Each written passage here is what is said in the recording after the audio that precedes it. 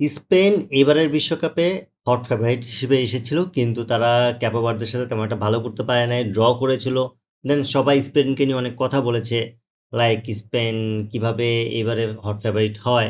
কিন্তু তারা আজকের ম্যাচে আলটিমেটলি সৌদি আরবের সাথে দেখিয়ে দিল তারা কেন ফেভারিট, তারা কেন বিশ্বকাপ জিততে এসেছে। সৌদি আরবের সাথে এই ম্যাচটিতে তারা সৌদি আরবকে কোনো রকম চান্স দেয় নাই। সৌদি আরব এতই কোণঠাসা ছিল, পুরো ম্যাচে সৌদি আরব মাত্র 3টা শট নিতে পারছে, যার মধ্যে অন টার্গেটে ছিল একটা শট।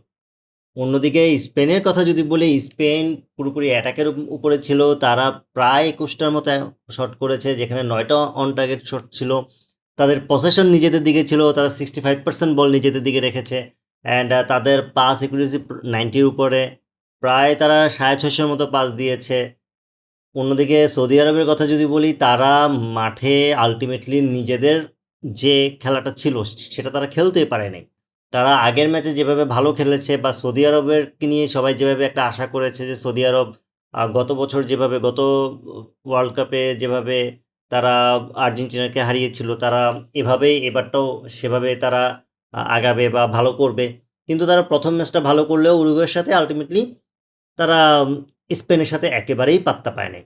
এখন স্পেনের কথা যদি বলি, শুরুতে চলে আসে ইয়ামালের কথা। ইয়ামাল আলটিমেটলি তার গোল স্কোর দিয়েই স্পেনের গোল শুরু হয়, গোল কাউন্ট শুরু হয়, এবং ইয়ামাল তার বিশ্বকাপের প্রথম গোলটি করে ফেলেছে। সর্বকনিষ্ঠ প্লেয়ার, সে প্যালের পরে দ্বিতীয় অবস্থানে আছে সে।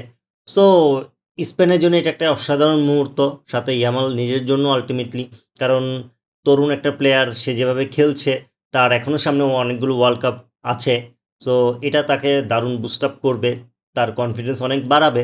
অ্যান্ড যার কথা বলতে হয়, স্পেনের যে স্ট্রাইকার, তার কথা অবশ্যই বলতে হয় ওয়ারজাবেল। তাকে নিয়ে আলাদা করে বলতে হয়, তার অন্যতম কারণ হচ্ছে সে ছিল স্পেনের মেন স্কোরার।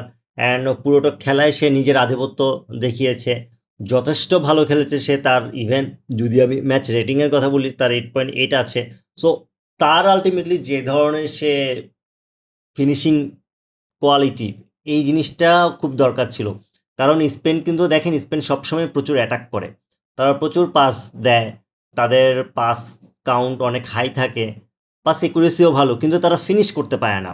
প্রতিনিয়ত তারা অ্যাটাক করে যায়, কিন্তু আলটিমেটলি ফিনিশিং টাচ যেটা, সেটা আসে না।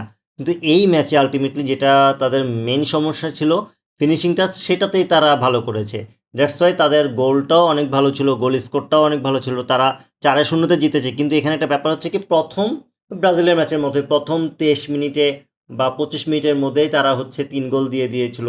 পরবর্তীতে যে তারা সেটা একটা গোল আর বাড়াতে পেরেছে, আর বেশি আর বাড়াতে পারে নাই। বাট আমার কাছে মনে হয়, যখন একটা দল এক পেশে ম্যাচে ঢুকে যায়, তখন আসলে এটা সম্পূর্ণ তাদের দলের মাইন্ডসেটের উপর, যে তারা আসলে গোল বেশি দিবে নাকি তারা বাকিটা সময় কোনো ধরনের রিস্ক না নিয়ে ডিফেন্সিভ খেলে যাবে। বা ডিফেন্সিভ মিন্স হচ্ছে জাস্ট খেলাটাকে সামনের দিকে টেনে নেওয়া, এরকমই প্ল্যান থাকে। যেমন ব্রাজিলের ক্ষেত্রে ব্রাজিল যেটা করেছিল, তারা যখন মোটামুটি নিশ্চিত হয়ে গেছিলো যে তাদের আলটিমেটলি 3টা গোলে তাদের জয় নিশ্চিত, সো তারা এরপরে অ্যাটাক করেছে, কিন্তু তারা খুব বেশি রিস্ক নেয় নাই, বা খুব বেশি প্রেশার নেয় নাই নিজেদের দিকে, যেটা স্পেনও আলটিমেটলি করেছে। যদিও স্পেন যথেষ্ট অ্যাটাক করেছে, ফিনিশিং আলটিমেটলি তারা পায় নাই। বাট আমার কাছে মনে হয় না এটা খুব ম্যাটার করে। সবথেকে ইম্পর্ট্যান্ট যে ব্যাপারটা হচ্ছে, স্পেনকে নিয়ে যে ধরনের একটা গুঞ্জন শোনা যাচ্ছিল প্রথম ম্যাচের পরে, সেই জায়গা থেকে স্পেন এখন আবার হট ফেভারিট হিসেবেই সামনে যাবে। অ্যান্ড তারা সম্ভবত গ্রুপ চ্যাম্পিয়ন হয়ে আগাচ্ছে। অ্যান্ড গ্রুপ চ্যাম্পিয়ন হলে তাদেরকে আর আর্জেন্টিনাকে ফেস করতে হচ্ছে না সেকেন্ড রাউন্ডেই। সো এই দিক থেকে এটাও স্পেনের জন্য একটা ভালো দিক।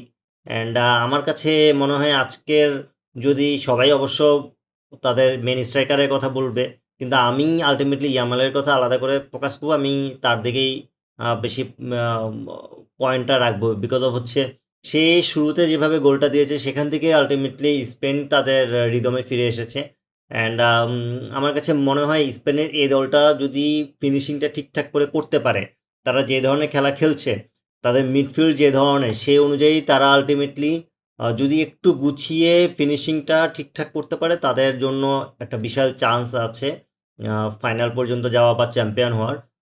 আপনার মতে এই ম্যাচে স্পেনের জন্য সবথেকে মেন কি পয়েন্টটা কী ছিল, ট্রাম্প কার্ড কী ছিল, বা সবথেকে ভালো কে খেলেছে, এই ম্যাচের উল্লেখযোগ্য পয়েন্ট অবশ্যই কমেন্ট করে জানাবেন।